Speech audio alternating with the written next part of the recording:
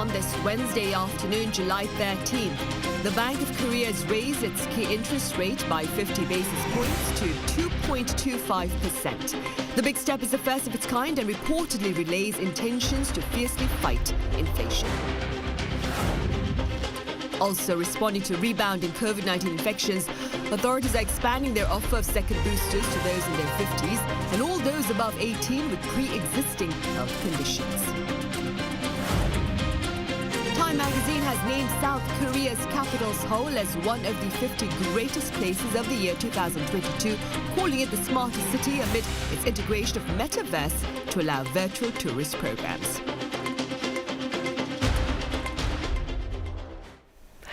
The first full-color images from the $10 billion James Webb Space Telescope have been shared by NASA. Now, experts say these stunning scenes exceed expectations and they offer just a taste of many more to come. In fact, these sites are set to offer scientists the chance to explore the origins of the universe, of galaxies, of stars and of life. Our Kim Hyo-sun starts us off.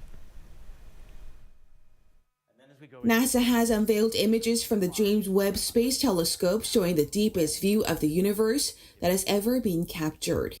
Among the first batch of full-color high-resolution pictures taken by the world's largest and most powerful orbital observatory ever launched are breathtaking views of a distant galaxy group as well as a huge gas cloud surrounding a dying star. Perhaps the most lauded image was a so-called deep field image of a distant galaxy cluster whose combined mass acts as a magnifying glass for the objects behind them. The new release also includes the telescope's first light spectrum of an exoplanet, showing light emitted at different wavelengths from WASP 96b, which is a planet outside our solar system that was first discovered in 2014. The spectrum from Webb also revealed the presence of water vapor in the planet's atmosphere. The space agency says they have now ushered in the dawn of a new era in astronomy. It emphasized that the Webb telescope will help humanity uncover answers to questions we don't even yet know to ask. The Webb telescope, a collaboration between NASA, the European Space Agency, and the Canadian Space Agency, was launched into space on December 25, 2021, and is seen as a successor to the Hubble Space Telescope, which was launched in 1990. Kim Hyo-sun, Arirang News. Meanwhile, in a widely anticipated move, the Bank of Korea has raised its benchmark interest rate by 50 basis points, with officials there reaffirming their intentions to battle inflation. Ji-young reports. South Korea's central bank has raised its benchmark interest rate by half a percentage point for the first time in history. It has raised its key interest rate to 2.25%. The 50 basis point increase, the so-called big step, is the largest single increase by the Bank of Korea since it implemented interest rates as its primary policy tool in 1999. This also is the first time ever that the Bank of Korea has adjusted the rate upward 3 times in 3 straight meetings. The central bank previously raised its key interest rate by 25 basis points both in May and in April. The government has been pursuing a tighter monetary policy since August last year amid growing global inflationary pressure. The decision was made during a monetary policy meeting on Wednesday morning to rein in inflation, running at nearly 24-year high. South Korea's consumer prices are seeing the biggest on-year increase since 1998 during the Asian financial crisis. The consumer price index last month surged by 6% from the year before, well above the government's inflation target of 2%, and the bank said it's going to stay above 6% for a while. Also, the Bank of Korea's monthly survey of roughly 2,500 households in June showed that the public's expectations of future inflation are at their highest level in a decade. The central bank said in June that consumers expect inflation to average at 3.9% over the next 12 months. The decision to raise rates also comes as it could help prevent further weakening of the Korean won against the greenback. The won tumbled more than 9% against the US dollar this year, with the exchange rate hitting a 13-year high. Ji-young, Arirang News. In the local labour market, employment expanded on year in the month of June amid more working opportunities in the health and service sectors. Shin Ha-young has the figures. More people were employed in June compared to the previous year. According to Statistics Korea on Wednesday, the employment rate came to 62.9% last month, up 1.6 percentage points on year. The total number of workers also increased to some 28.5 million, up about 800,000 from the previous year, which was the largest on-year increase for any June in 22 years. However, the figure was down by 10,000 from May. After strong figures for April and May, job growth slowed down on year and actually fell on month in June. For the on-year figures, employment has improved for all age groups, with those who were 60 and over seeing the biggest gain. Statistics Korea says that the end of social distancing led to the rise in employment. Employment in June jumped while unemployment and the economically inactive population decreased due to the transition to normal life and the recovery in jobs that require face-to-face services. Health and social welfare services and manufacturing were among the sectors that saw employment rise in June. Statistics Korea says despite the on-year rise, there is a lot of uncertainty about employment in the future. Shin Ha-young, Arirang News. On the corporate front, Hyundai Motor is planning to build a local electric vehicle plant. Now, this would be the car maker's first new domestic production facility in 29 years. According to company officials Tuesday, construction at its Ulsan complex may begin next year, with the target completion year set at 2025, that would be. Hyundai and its unionized workers agreed on the plan in response to fast-changing global demand and to ensure employment stability. Hyundai had recently said it is aiming to produce some 1.4 million EVs by the year 2030. Hyundai Motor currently runs 10 factories worldwide across 8 locations, 3 of which are here in South Korea. Elsewhere, global oil prices sank lower on Tuesday. Global benchmark Brent crude settled at $99.49 a barrel, down 7% from the day prior, falling below $100 for the first time since mid-April.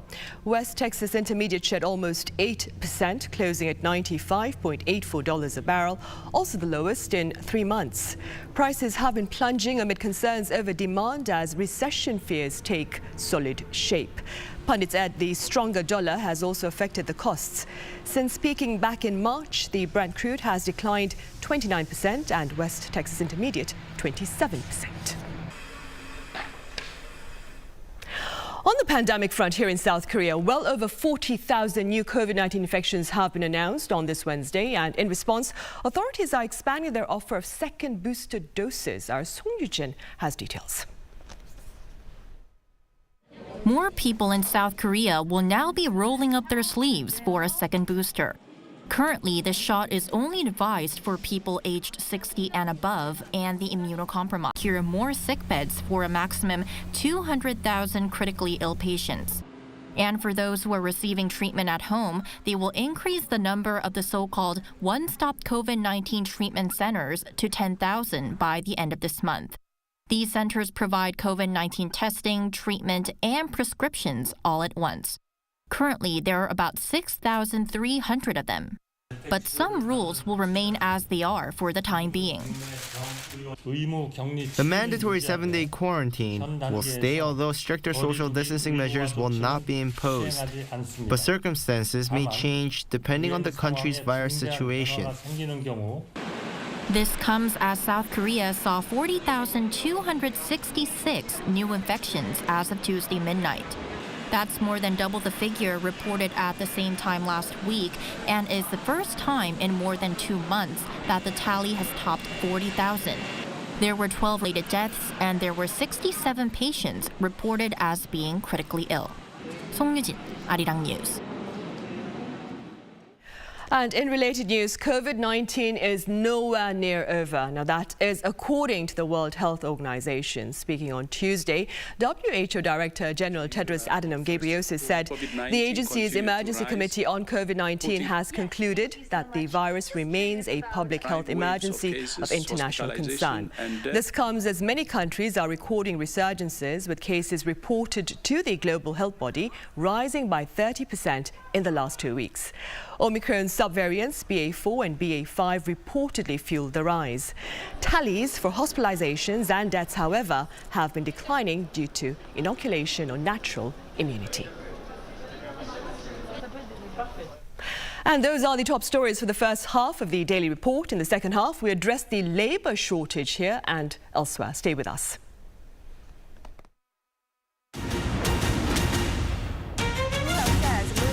South Korea's experience in tackling COVID-19 and introduced a Korean media. A Korean survivor of Japan's wartime sex slavery met with extraordinary climate crisis and pledged to work with the EU to tackle the challenge. The objective of its North Korea policy is protesters gathering across the country to peacefully demand an end to hate and violence.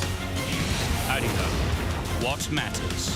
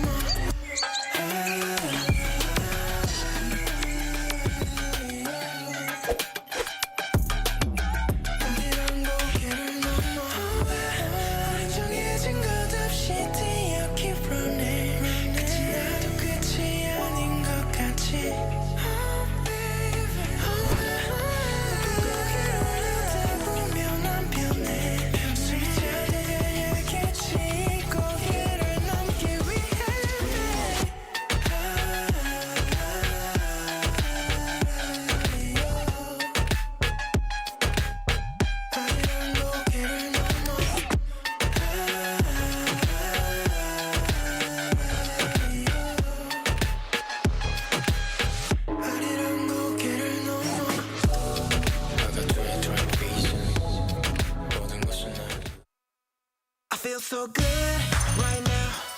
Maybe I had a drink or two, but this somehow feels like it's forever. All my friends are here having fun and feeling good right now. Maybe this is forever. All my friends are here having fun and feeling good right now. Forever.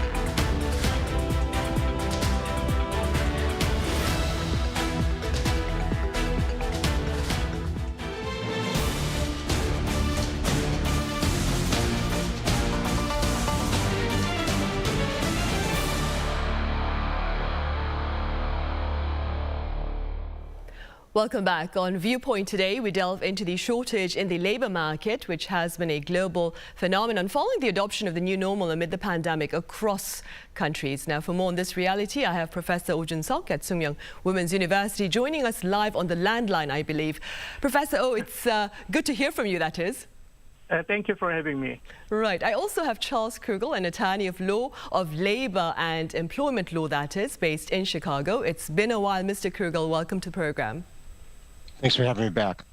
Right, Professor O, we'll start with you then. Before we delve into the actual labor issue here, let's have a few words from you on the Bank of Korea's most recent interest rate hike. Now, this giant step was largely expected, I believe, right, Professor O? It was theoretically expected already, but as you know, that when the interest rate is increased, then the all type of cost increased. As a result, consumption decreased. So today, the Bank of Korea took a big step hike rather than giant step in response to the U.S. Fed's decision. Interest rate changes are closely related with foreign exchange rate changes. When the interest gap balance between two countries is broken, foreign exchange rate becomes more highly volatile. Capital flight to safe harbor country, I mean the United States, triggers. So global investors' portfolio eventually will be converted into dollar-denominated securities, selling Korean won in order to buy U.S. dollars. In this respect, it must be a tough decision for the Bank of Korea, but it is the right decision, and there is no other choice to increase interest rates afterwards. Right, unfortunately, of course, then. And now, Professor, how do you explain the shortage in labor here in South Korea? The question seems very easy to answer, but hard to solve. The Korea Integrated Logistics Association reported the package sorting site have been suffering for a shortage of around 7,000 manpower annually. Reasons for the labor shortage are complicated, mainly three. One possible reason is that major layoff during the pandemic drove part-time workers out of job market for good. The increase in the number of online jobs during the pandemic influenced the current labor shortage, and the number of delivery drivers, a typical gig job in Korea, rose 9.7% on year to 428,000 employees. And the second is the digital nomad. The supply of labor in the service industry has been shrinking as non-face-to-face jobs within the sector have become more popular, and the number of so-called digital nomad has increased. And the last is a decline in the youth population. According to Statistics Korea, Korea had 8.59 million people with the age of 15 to 29 as of May, which is lower than 8.79 million people in May 2021. This particular age group, which includes university students, new graduates, is considered to be the most active group in the service industry, and the number is rapidly decreasing nowadays. Right, I see. And Mr. Krugel, what appear to be the reasons behind the lack of workers there in the U.S. then? Well, some of the same reasons that Professor O pointed out, actually, with a little bit of a different spin on those reasons. So we have, and also to add, we have more restrictive and poorly implemented immigration laws and policies. So that's been very restrictive and very hurtful to employers. As Professor O pointed out, there's fewer young people entering the workforce. And in the U.S., we also have a lot of older people leaving the workforce, and people who left the workforce during the pandemic haven't returned, or at least haven't returned in large numbers. So there's been that lagging indicator. And we also have the smaller middle or shrinking middle class in the U.S. with fewer people in the workforce because of the shrinking middle class. And I think to some extent, too, climate change and extreme weather has impacted the U.S. labor markets also, because it means a change in really the whole nature of work and how we work. Right, I see. Professor O, so the labor market shortage is a reality, and what have been perhaps some of the consequences of the absence of workers here on the local front first then? If taken any actions, negative effect will prevail from the perspective of stability and sustainability of return on growth. But I do believe market and business sectors will develop and transform its business model, gaining momentum of economic growth in line with changes of labor affordability. In Korea, the job crunch started before the coronavirus outbreak due to a steep rise in the minimum wage. The pandemic has fueled the trend. Now, major business chains back to normalcy steps at 70 to 90% of pre-pandemic level, but there aren't enough applications applicants like before. Moreover, as migrant workers have gone to home country during the pandemic, and the labor shortage as smaller companies is so acute nowadays due to entry restrictions during the pandemic. Cinemas, restaurants, hotels, and cafes are having a hard time hiring workers as the number of customers surged after business lockdown were lifted. As services requiring face-to-face interaction are having a particularly tough time, they change their business pattern of service, providing online ticketing, self-ticketing system, all Lotte Cinema branches and few Megabox and CGV branches. Those are popular film theater chains in Korea currently operate without cinema ticket clubs. Instead, vending machine, mobile ticketing, and AI robots replace and supplement existing business model. Now is the time they require comprehensive measures to make the private economy more vibrant, and then deregulation and improvement of their business model is required. Right. And Mr. Krugel, which sectors that in the U.S. perhaps have been hardest hit by the labor shortage? Well, I think the hardest hit sector is manufacturing, anything involving skilled and unskilled labor. So you have construction, trades, manufacturing, mining, extraction, tech manufacturing, all those subsectors in the one sector of skilled and unskilled labor have been hit the hardest. I think secondarily you have retail and food service, anything involving customer service and customer relations. There's fewer face-to-face interactions in the retail industry, so that means stores have gotten or laid off a lot of people in that area, the face-to-face interactions with people, with customers. And then I think to a lesser extent education, especially public education, fewer teachers and paraprofessionals are in public education now. Right, I see. And Mr. Krugel, are efforts being made perhaps to ensure that there are more teachers within the academic arena? I mean, learning has to go on after the pandemic as well. Yeah, there's efforts, but I don't think they've really done much so far, at least not in the short run. Right, the government's trying to increase access to educational opportunities for younger people, but I don't think that's really helping much right now either. So. Right. Professor, do you suppose this is a temporary phenomenon, or does it look to become a long-term challenge? It's a complex phenomenon. Part-time workers are turning to work that can be done online or without contact with other people, like online tutoring and food delivery. The Korean government tightened the entry restriction on migrant workers since the COVID-19 pandemic. Many workers left Korea, and too few have been allowed to enter Korea to fill their job. Thus, a part of shortage could be alleviated by return of migrant workers. But in terms of quality of labor, required level of training and education within so short a time cannot be upgraded nor cut off.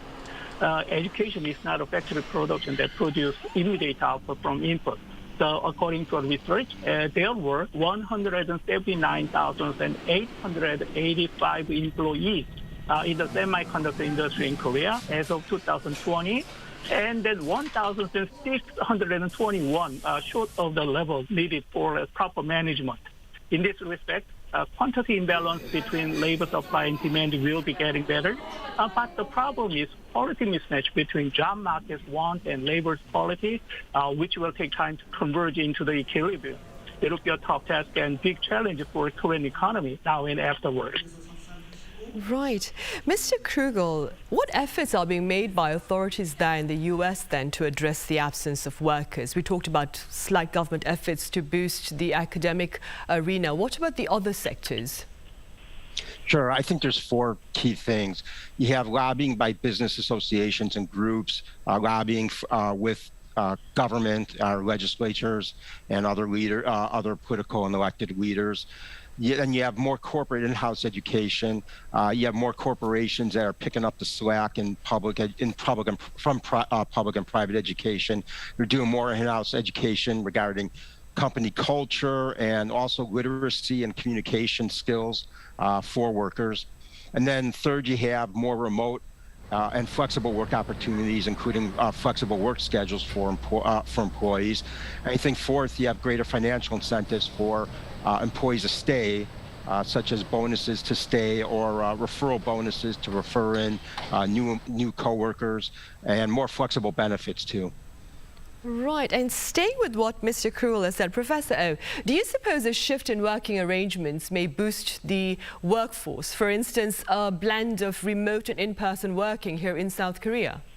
In the short term, yes, but labor shortage not only at the small companies but farms and then the fisheries is so acute due to entry restrictions.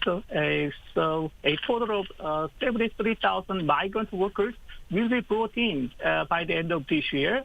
According to government plan, with the ease of entry restrictions, it is possible for foreign workers to return to Korea. But there are not enough to fly. The increase in flight ticket price is another obstacle, to my surprise, for migrant workers returning to Korea. But in the long term, to resolve the problem, services should recruit all the people as a step with a package of training and re-education programs. Moreover, there should be a major reform for contact workers in particular. We need to suggest a long-term vision since the younger people decide to go and learn at work. In brief, hiring middle-aged people and the elderly to reduce the labor shortage. And on the other hand, we have to draw up solutions that are appealing for the young generation in the longer perspective. Right, we do. Mr. Krugel, some pundits claim inflation has rendered the act of commuting, that is, to and from work, quite costly, and hence the absence of workers, especially in sectors where the pay itself is quite meager. How do you respond to this? Well, first, it's true. Commuting is a much more expensive and costlier and a lot bigger of a hassle for workers these days, especially workers at the lower end of the economy, lower wage earners, and also urban workers. So I think what you have is, according to Forbes, the average commuter spends, or average worker spends, around $6,000 upwards to $10,000 a year in commuting expenses, depending on location too. It's going to vary. But also the U.S. poverty, the poverty level has increased in the U.S. So that means with more people in poverty, you have fewer people who could afford that commute. Also, fuel costs are at a record high. Real wages are lower too. Even though I've seen some statistics that say that the poverty level is better, I think the real wage, the lower real wages have kept the poverty level pretty high. So I just think it's been pretty bad for consumers and for the average worker in terms of the cost of commuting, and that's also impacted employers. So right, and staying with you, Mr. Krugel. Yeah. It's not just the cost of commuting to and from work. Some people have pointed out it's also a phenomenon known as lunchflation, perhaps, that's keeping workers from going to work and perhaps keeping quite a lot of them to choose, to opt for, that is, remote working from home, where they can choose to have their lunch there as well. What are your thoughts on this? Well, we're seeing some increase in that, it appears, and more flexibility with employers to offer that option.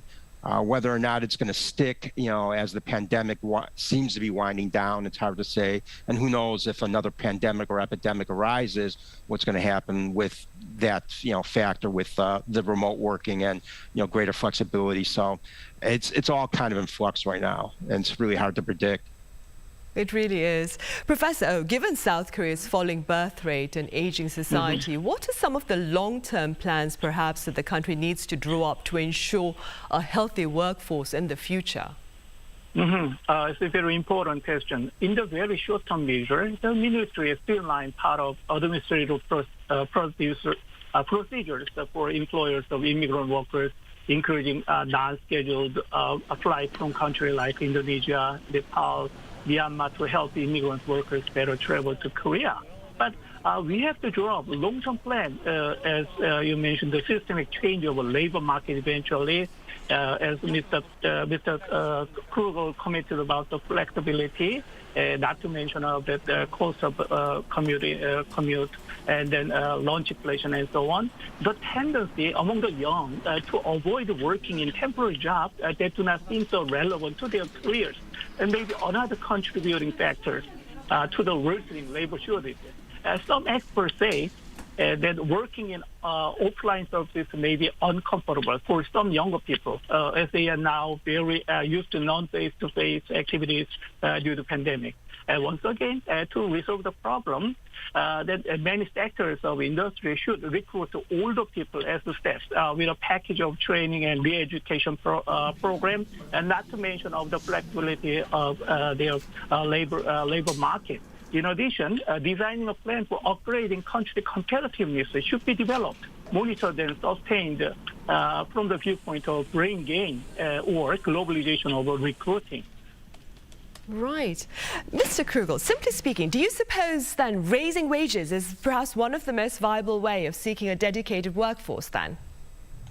Could be, only if raising wages is greater, or wages rise faster than the cost of living in the U.S. So if right now it doesn't appear to be happening that way, so as real wages don't appear to be rising faster than the cost of living, it appears that raising wages is kind of a Pyrrhic sort of step to take. It's important and it's helpful, but I don't think it's I don't know if it is the most viable. We won't know for maybe another 6 months to a year or so. There's still flexibility in workplace relations. That's important, and other factors like benefits, which is also going to play a factor into what's going to increase workplace dedication and loyalty. Right. Professor O, as a scholar in the academic arena, what do you suppose could universities seek to do to address the labor shortage at the moment here in South Korea? It's a very good question because from now the university might be up to the limit because there are too many restrictions, and then there is not much room for develop, and then to those kind of research and development fund is not left. So from the longer perspective, that the university should be understood from the society as a research and development center, and then it might be the first stepping stone to improve the labor condition for the prosperity of the Korean economy in the future. Right. Mr. Krugel, given the labor shortage over there in the U.S., what are the chances of the government there deciding perhaps to further open its market to foreign workers? I mean, what is the legal framework with regard to foreign workers there in the U.S.?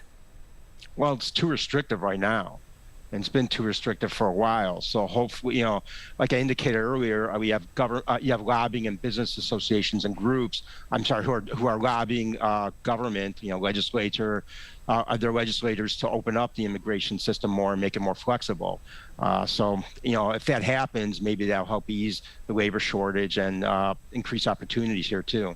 What would be the public's perception, that is, with regard to that possible option, do you think, Mr. Krugel, opening up the labor market to foreign workers?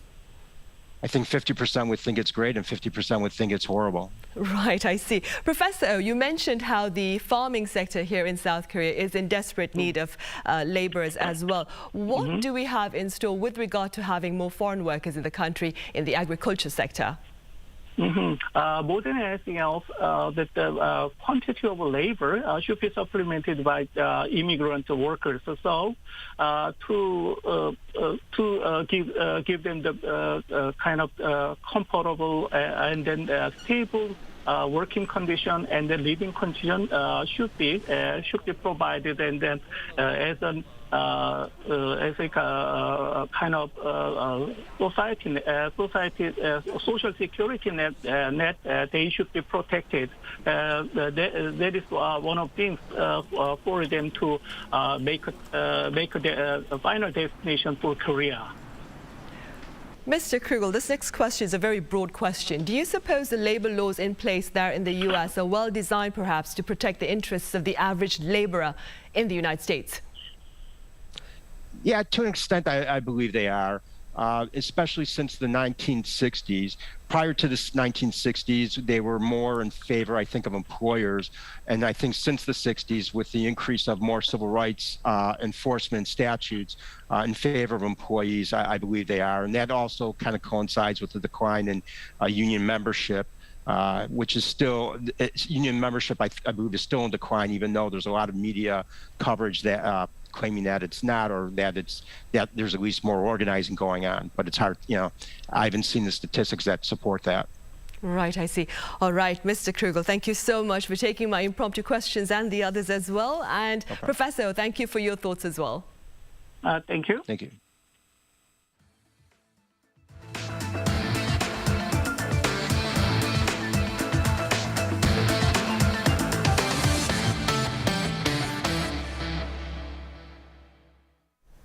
Time magazine has named South Korea's capital Seoul as one of the 50 greatest places of the year 2022, calling it the smartest city. It underscored the reality that Seoul is the first city government to integrate with the metaverse and is set to launch a virtual tourist program offering those interested the chance to indulge in Seoul's attractions using VR headsets.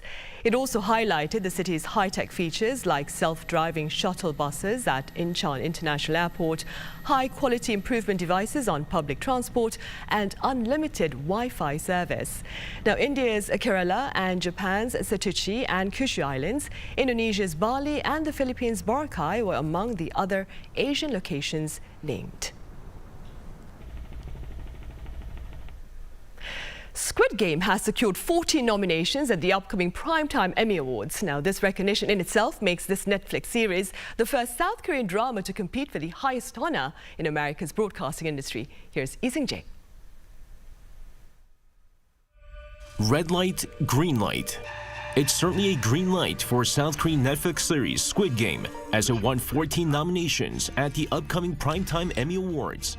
With this, the thrilling drama becomes the first South Korean drama to be nominated for America's biggest broadcasting industry honor.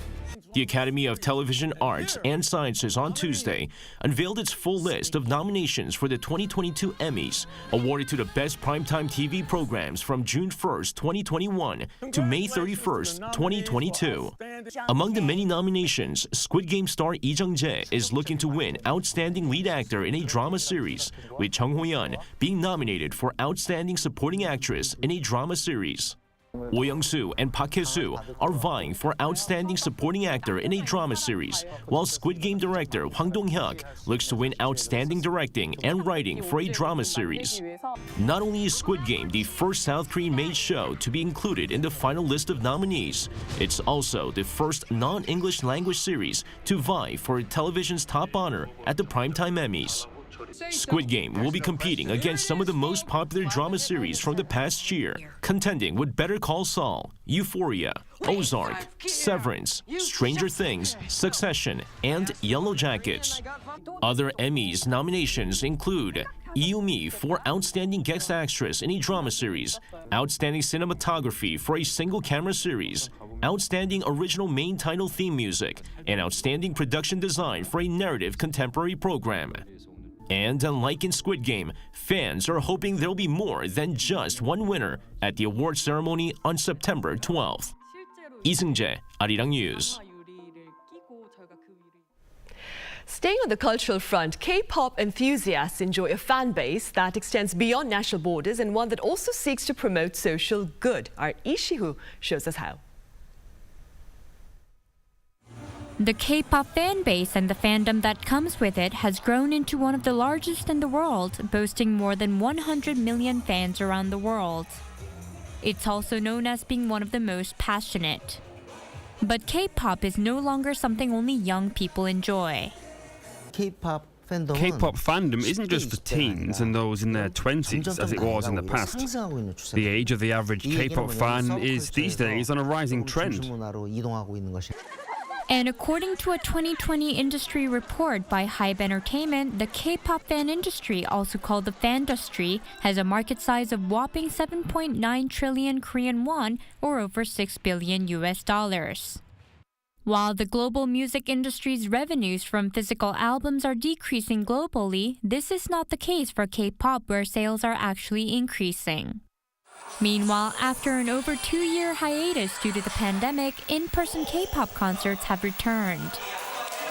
Standing behind me are K-pop fans waiting to see performances by their favorite artists. Regardless of nationality or race, K-pop has united fans from all around the world through their love of music. K-pop fans share their excitement at being able to attend live concerts again.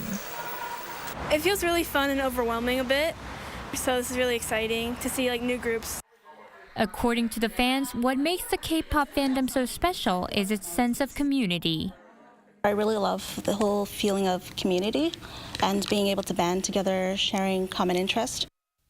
And the community has taken a step further from simply cheering for their artists by taking part in social activism.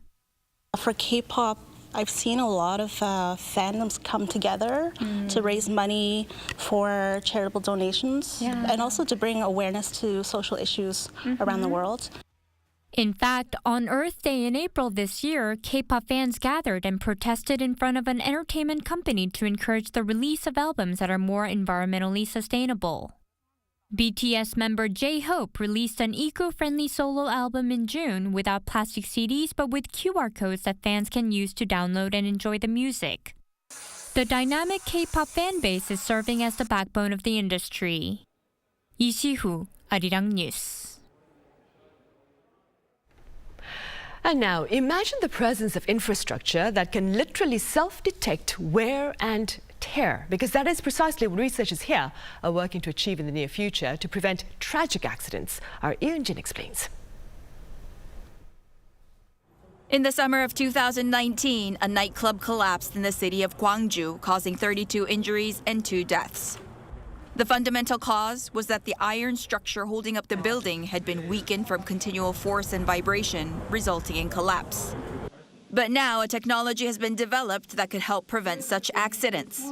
Metals that can self-detect impact. When a piece of stainless steel is pressed by hand, the point of contact on the piece's virtual twin changes color. The point of force where the risk of bending is greatest turns red, whereas the area where there is no force remains blue. Depending on the amount of force and shock, this technology can even guess what is causing the impact. This is possible due to a sensor smaller than a fingernail planted inside the metal that detects impact and transmits the information over Bluetooth, which is then analyzed by artificial intelligence. Data from metals, impacts from external objects or loose screws. The artificial intelligence has learned this data from hundreds of thousands of experiences. This technology was made possible thanks to the recent development of a new process which allows for the planting of sensors in metals. Just 1 or 2 of the sensors is enough to detect impact anywhere on the metal parts, so there's no issue with the insertion of a sensor affecting the strength of the metals. Any changes to formation in an object's solid state is transmitted to a fairly wide area, so it is possible to sense impact with a single sensor. These car parts are made of titanium and stainless steel. Sensors can be planted in such automotive parts. The research team is working with domestic manufacturers to apply this technology to automobiles, aircrafts, and even nuclear power plant equipment. 이은진, Arirang News.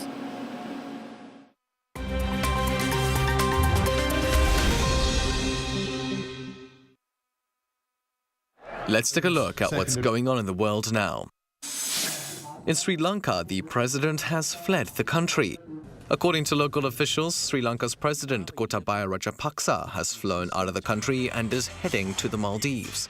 The 73-year-old leader had been forced to announce his resignation amid protests on the back of the country's worst economic situation since its independence, marked by food and fuel shortages.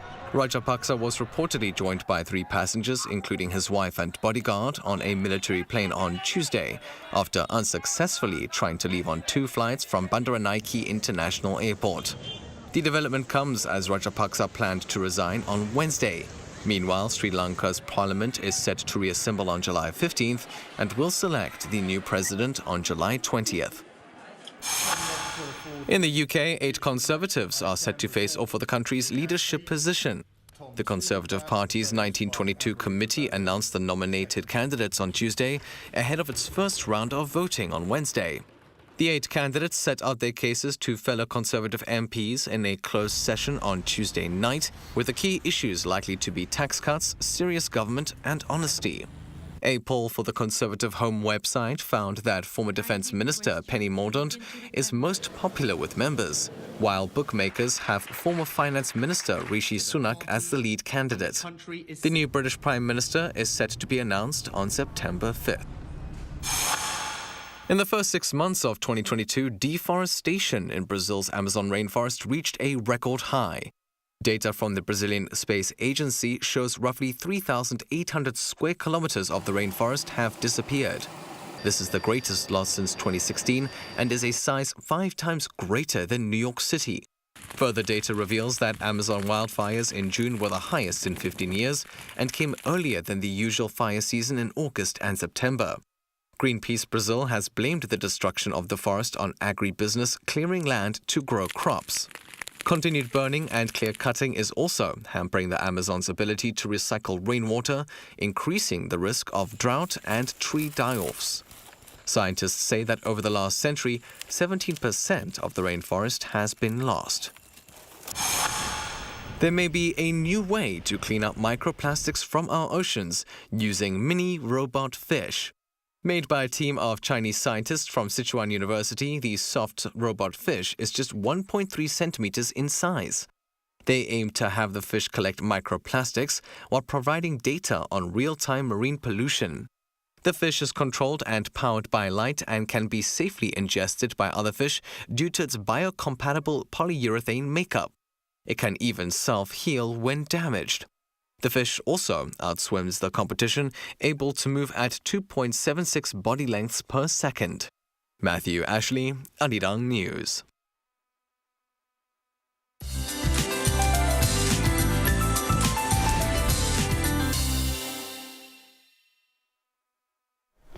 Good Wednesday afternoon.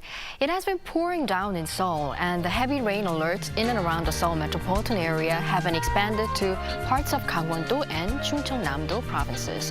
So always keep an eye on the weather forecast, look out for warnings, and avoid dangerous areas as we're expecting torrential heavy downpours.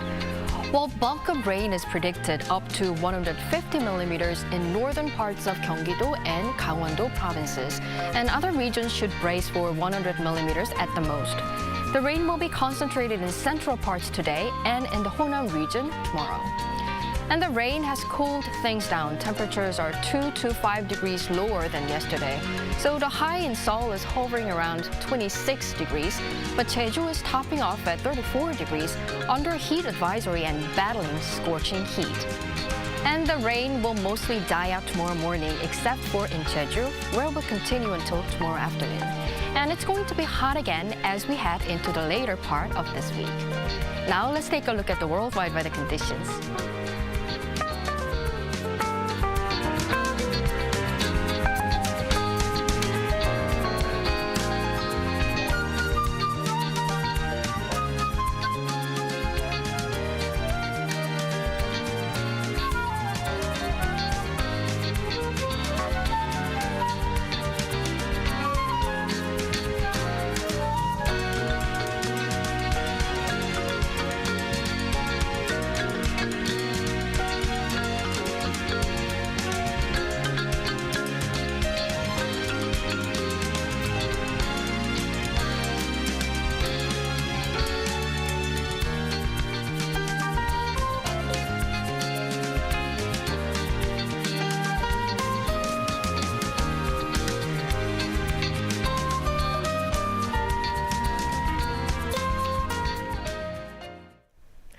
Today we end our edition of the Daily Report with a grand background image of a spectacular scene from space taken in Shad by the James Webb Telescope, which one media claims has left many across the globe starry-eyed. Thank you for watching.